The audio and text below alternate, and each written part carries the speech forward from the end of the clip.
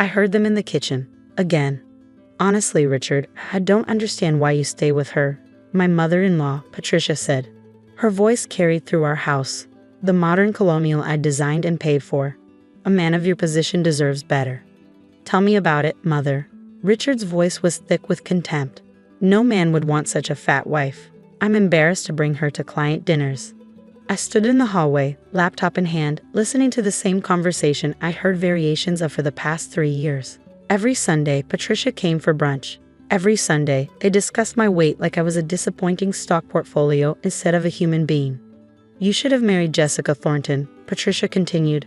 Beautiful girl. Thin. From a good family. Jessica didn't have Sarah's money though. That's the trade-off. Still, dear, there must be a limit to what you'll tolerate for money. There is, and I'm reaching it. I walked into the kitchen, my size 16 body moving confidently despite their words. Morning, Patricia. Richard. Coffee's ready. They barely glanced at me. Patricia wrinkled her nose slightly, her usual greeting. Sarah, darling, Richard said with false sweetness. Mother and I were just discussing the charity gala next month. I think it might be better if you sit this one out. You know how those events can be uncomfortable for you. Translation. I don't want to be seen with you. Of course, I said, pouring coffee. Whatever you think is best. Good girl. He patted my hand like I was a dog. Why don't you work on that new project you mentioned? The tech integration thing? Keep yourself busy.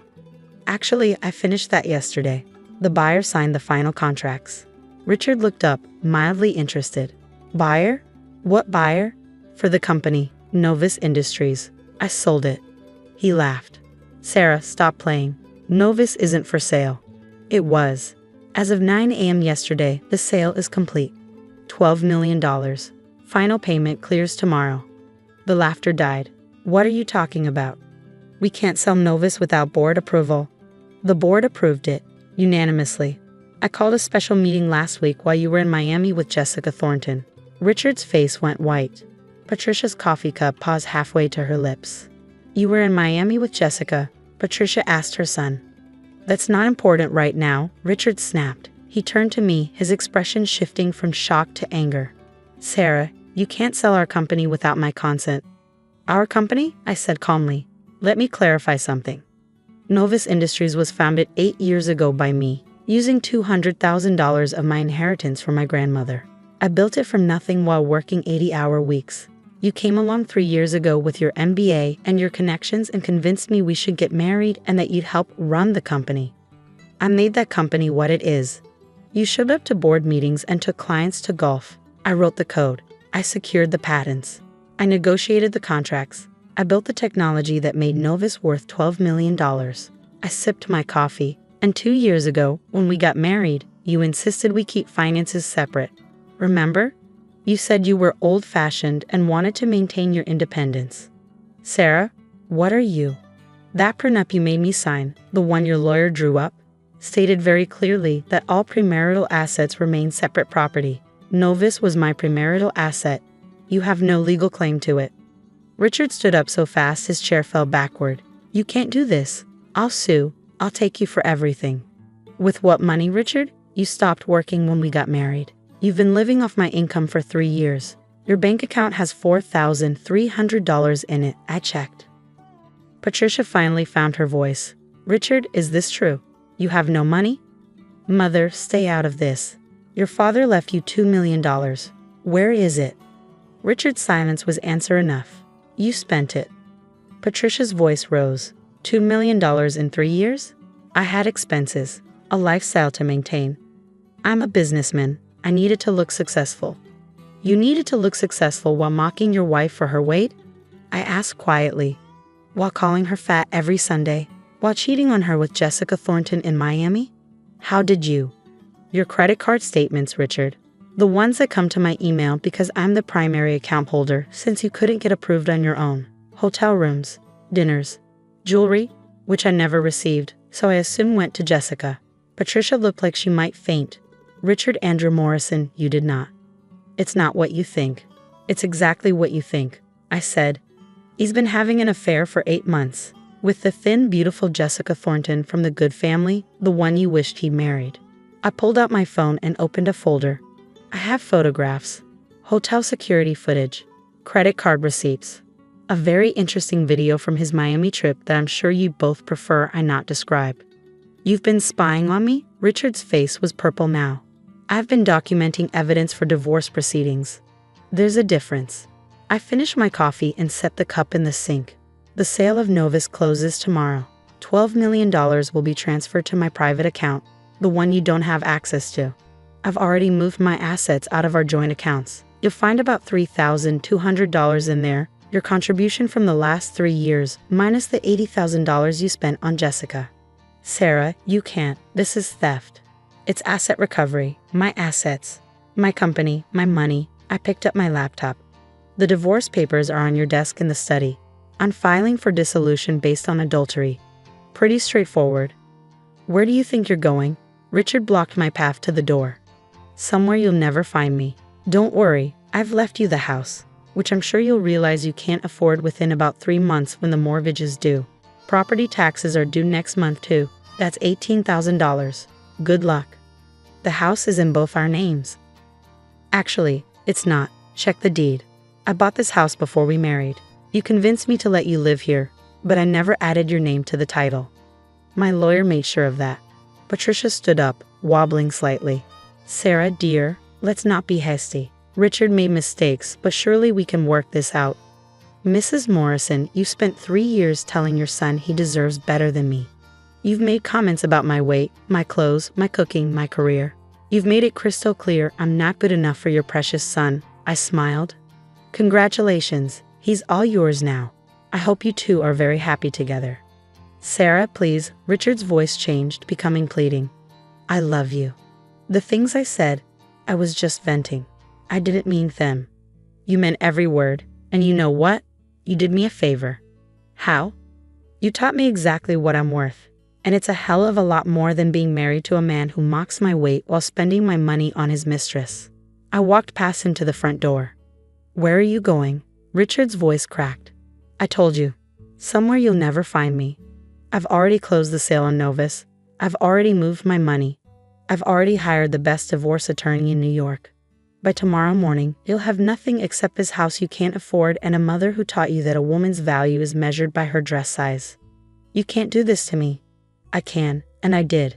Enjoy your Sunday brunch, Richard. You and Patricia can discuss what a disappointment I was. I opened the door. Oh, and Richard? Jessica called me yesterday. She wanted to know if the rumors about Novus selling were true. When I told her yes, she asked if you'd be getting half the money. I told her the truth, that you'd be getting nothing. She hung up. I don't think she'll be returning your calls. His face confirmed what I already knew. He'd been planning a future with Jessica, funded by my company sale. You vindictive bitch. No, Richard. I'm a businesswoman who finally woke up and realized she was being used. There's a difference. I walked out of my house, seemed to be Richard's problem, and got into my car. Not the modest sedan I usually drove, but the Mercedes I kept in storage because Richard said it was too flashy and made him look like he wasn't the breadwinner. As I drove away, I looked in the rearview mirror and saw Richard standing in the driveway, his mother beside him, both of them looking lost. I didn't feel guilty. I felt free. 6 months later, I sat in a cafe in Barcelona, laptop open, working on my new venture. I'd taken the $12 million from the Novus sale and invested $5 million in a new startup, artificial intelligence for healthcare. I was the sole owner, sole founder, and I'd hired a team of brilliant engineers who cared about innovation, not my dress size. My phone buzzed, an email from my divorce attorney, Janet Morrison. No relation to Richard, thankfully. Sarah, great news. Divorce finalized. He tried to fight for the house, but the prenup and deed were airtight.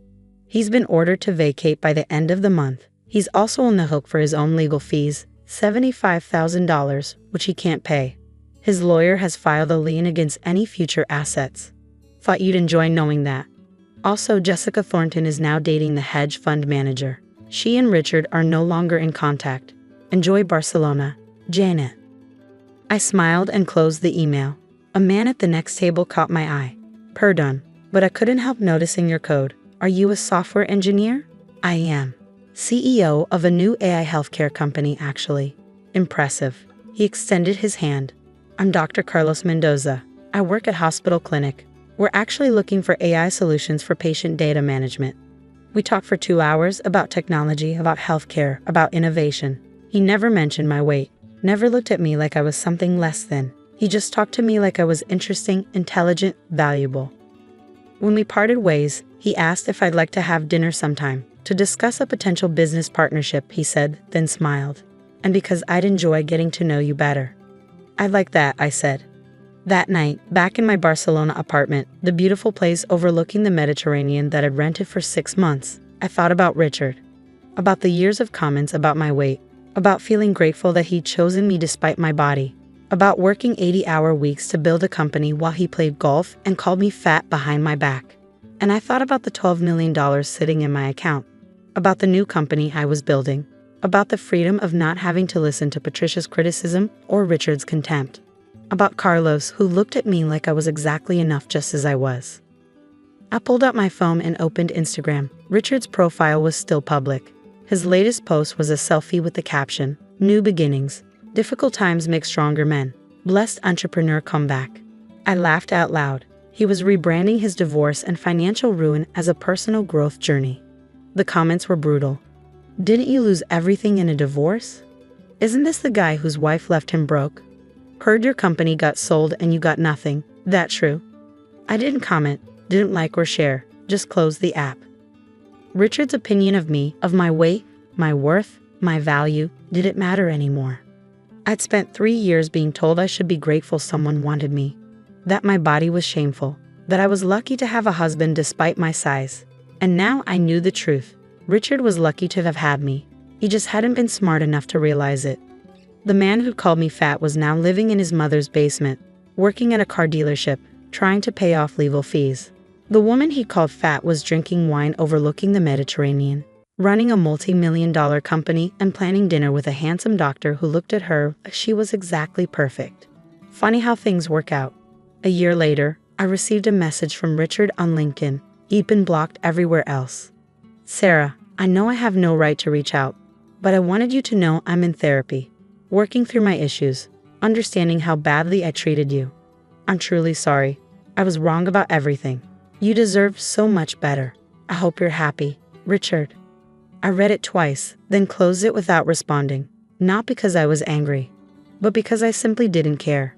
Richard and his opinions had become irrelevant to my life, footnotes in a story that was now about so much more than him. My company had just secured $20 million in Series A funding. Carlos and I had been dating for 6 months, slowly, carefully, building something real. I'd lost some weight, but I'd also gained muscle, confidence, and the bone-deep knowledge that my body was the least interesting thing about me. I was brilliant. I was successful. I was kind. I was strong. And I was exactly enough, exactly as I was. The girl who'd once listened to "no man would want such a fat wife" was gone.